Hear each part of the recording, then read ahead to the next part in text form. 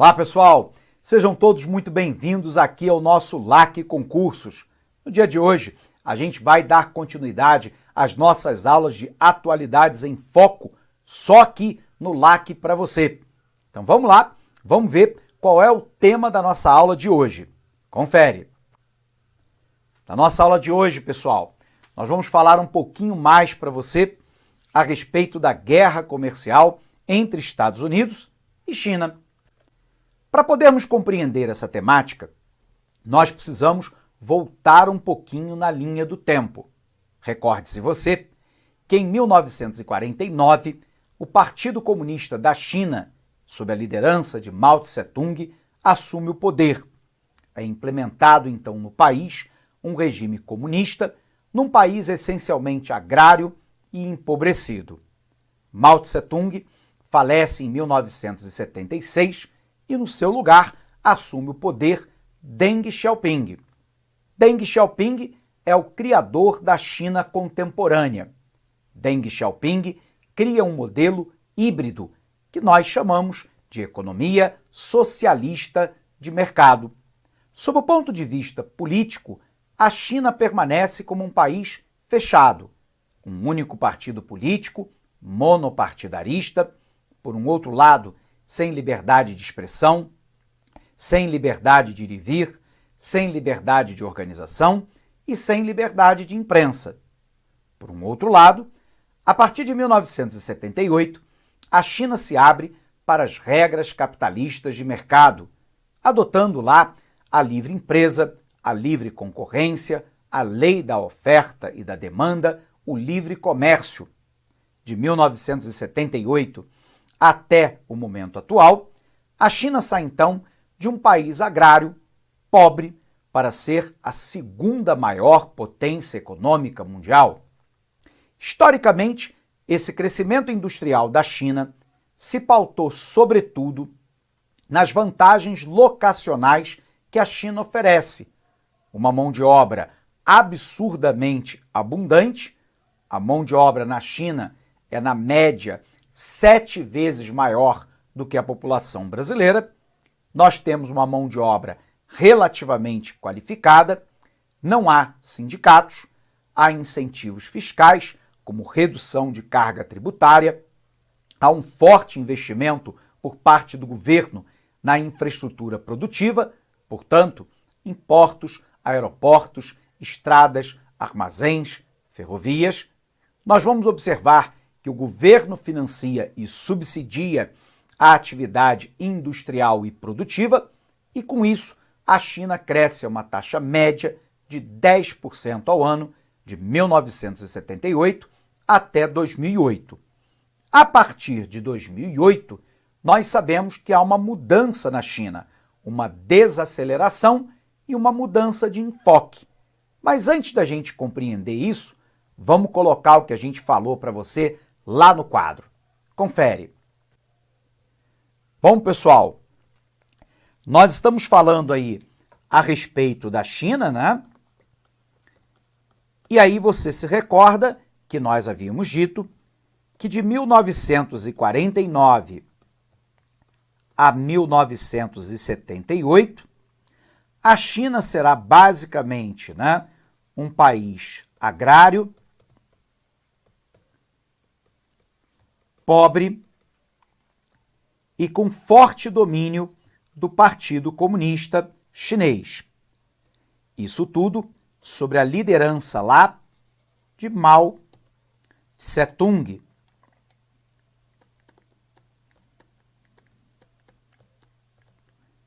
A gente sabe, contudo, que isso começa a mudar a partir de 1978, a ascensão de Deng Xiaoping ao comando do país cria um modelo híbrido que nós chamamos de economia socialista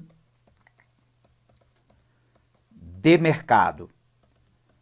Ou seja, sob o ponto de vista político, um país fechado, sob o ponto de vista econômico, um país aberto. aberto para o capitalismo internacional? E a nossa pergunta é: quais são as vantagens locacionais ofertadas pela China? A China oferece uma série de vantagens para as empresas que lá se instalam. Por exemplo, uma mão de obra barata e relativamente qualificada.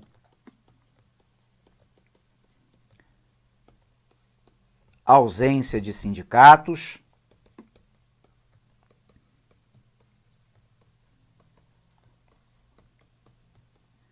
ao mesmo tempo, incentivos fiscais, portanto, redução de carga tributária por parte do governo, boa infraestrutura produtiva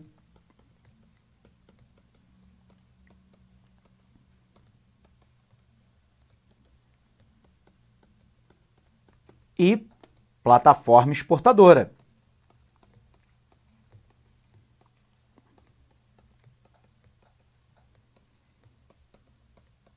Repetindo para você, as vantagens locacionais chinesas de 1978, pelo menos até 2008, e ainda no momento presente, atraem uma grande quantidade de empresas para o território chinês.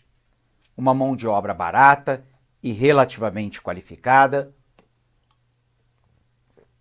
a ausência de sindicatos, incentivos fiscais com redução de carga tributária, uma boa infraestrutura produtiva e uma plataforma exportadora.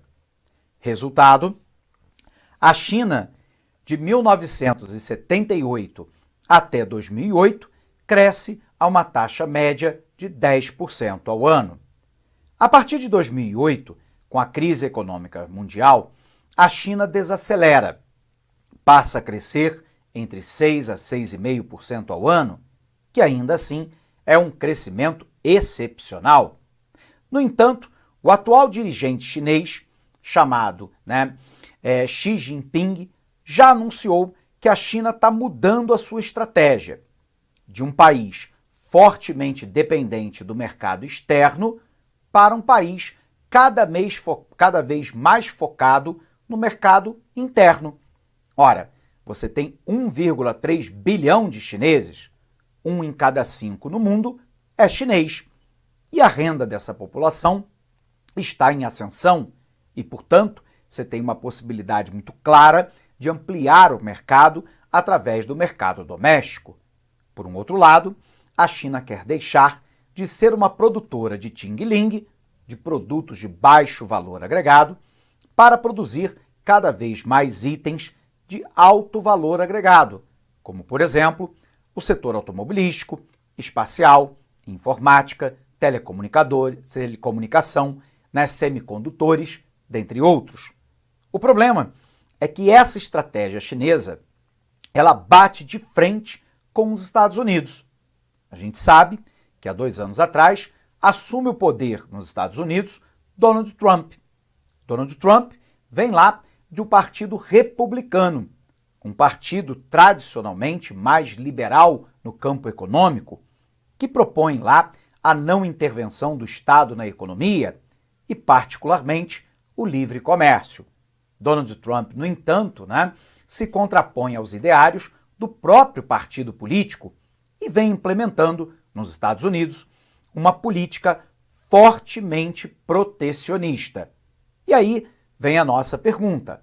Professor, o que vem a ser o protecionismo?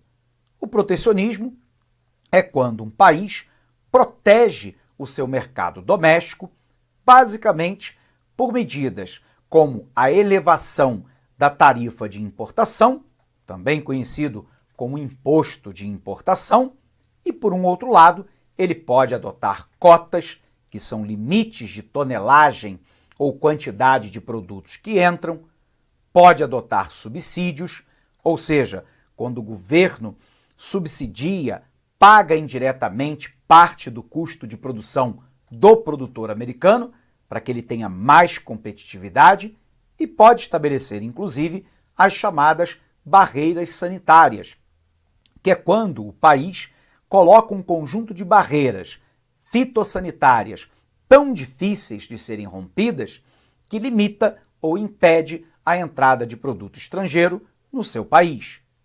Vamos botar no quadro isso para você? Vem para cá. A gente sabe, então, que a administração, de Donald Trump vem se marcando por ser lá fortemente protecionista. E o protecionismo pode acontecer em duas direções, O chamado protecionismo tarifário, que é basicamente, o aumento do imposto de importação, ou eu posso ter o protecionismo não tarifário, como, por exemplo, as cotas, os subsídios e as barreiras sanitárias. Seja qual for o modelo, o objetivo lá é muito claro: é dificultar ou impedir a entrada do produto no meu país. Bom, a grande questão é que Trump considera que a China está exercendo lá um conjunto de vantagens em relação ao comércio bilateral, Estados Unidos-China, com vantagem para a China e em detrimento do produtor americano. A partir daí, a China vem implementando uma série de tarifas cada vez mais elevadas e mais abrangentes, o que restringe, o que limita a entrada de produto chinês em território americano. E isso deu início a uma guerra comercial, porque a China tem retaliado na mesma altura. Os Estados Unidos, até agora, impuseram tarifas da ordem aproximada de 100 bilhões de dólares aos chineses. Os chineses fizeram absolutamente a mesma coisa. E isso inaugurou uma fase de forte guerra comercial entre a China e a América. Diga-se de passagem que os Estados Unidos não vem aplicando somente o protecionismo tarifário em relação aos chineses, vem fazendo o mesmo em relação ao México e ao Canadá, que fazem parte do NAFTA, o Acordo de Livre Comércio da América do Norte, envolvendo Estados Unidos, Canadá e México. Vem aplicando tarifas protecionistas em relação à União Europeia. Recentemente, suspendeu, mas estaria em vigor também, tarifas protegendo o mercado americano contra o aço e o alumínio brasileiro. Vem se protegendo, sobretudo, no entanto, contra os produtos chineses. Porque na medida em que a China deixa de ser uma produtora de itens de baixo valor agregado e passa a se concentrar em itens que os Estados Unidos exercem a liderança, é óbvio que o alvo principal da retaliação americana será a China.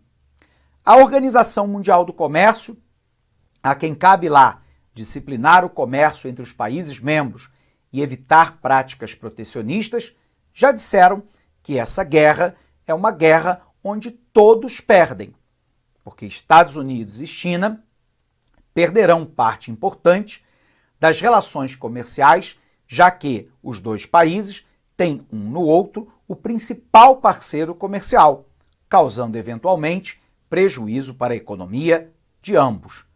A estratégia de Trump parece ser muito clara.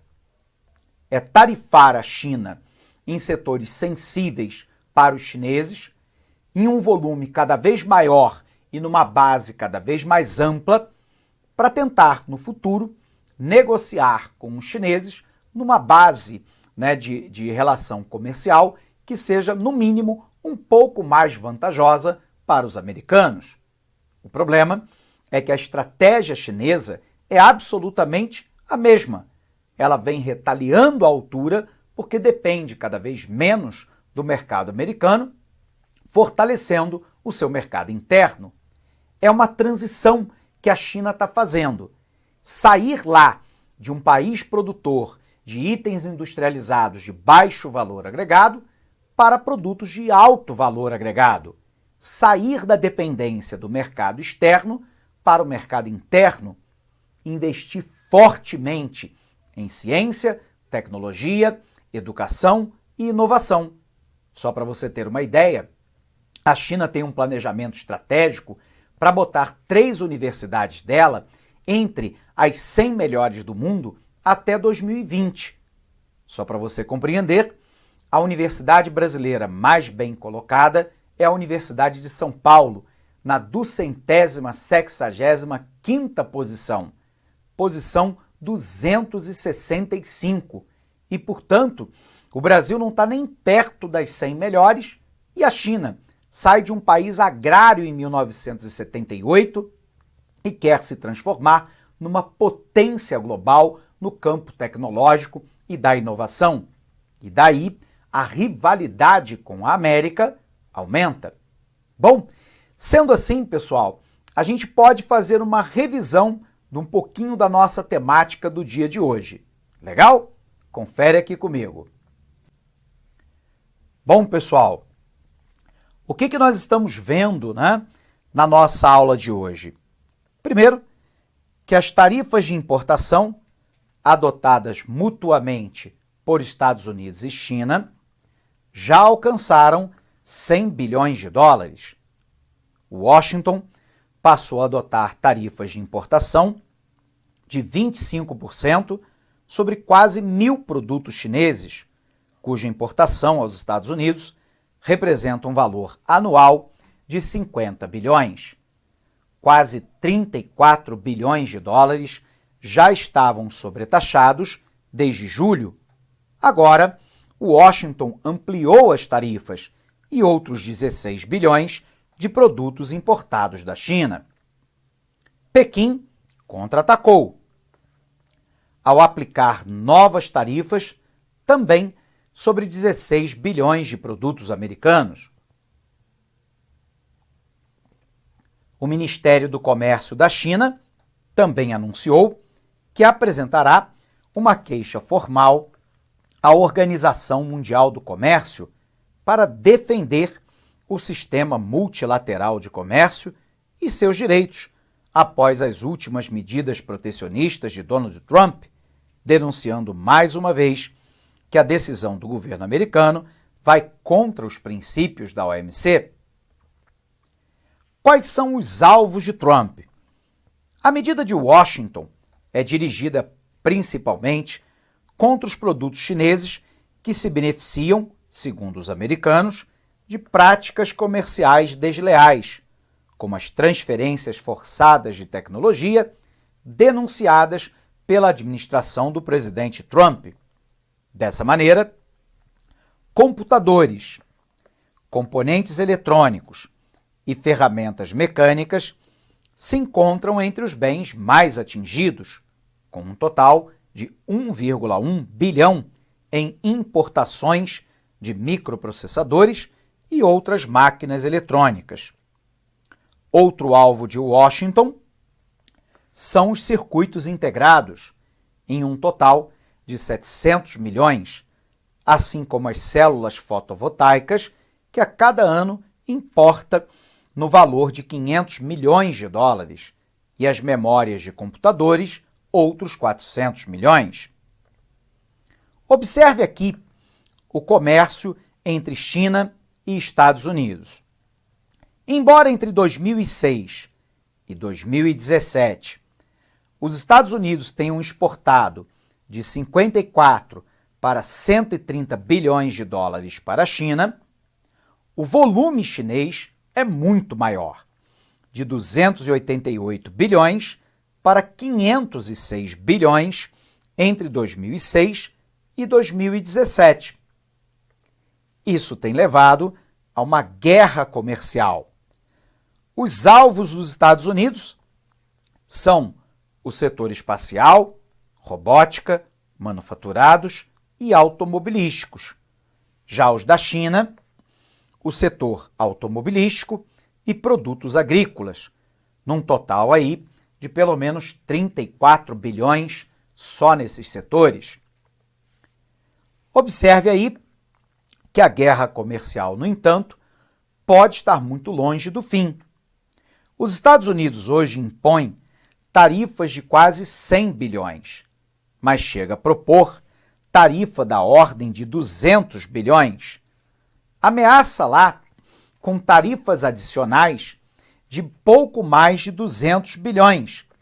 Resultado, se o total de tarifas potenciais fosse aplicados, eles seriam maiores do que os produtos importados da China para os Estados Unidos em todo o ano de 2017.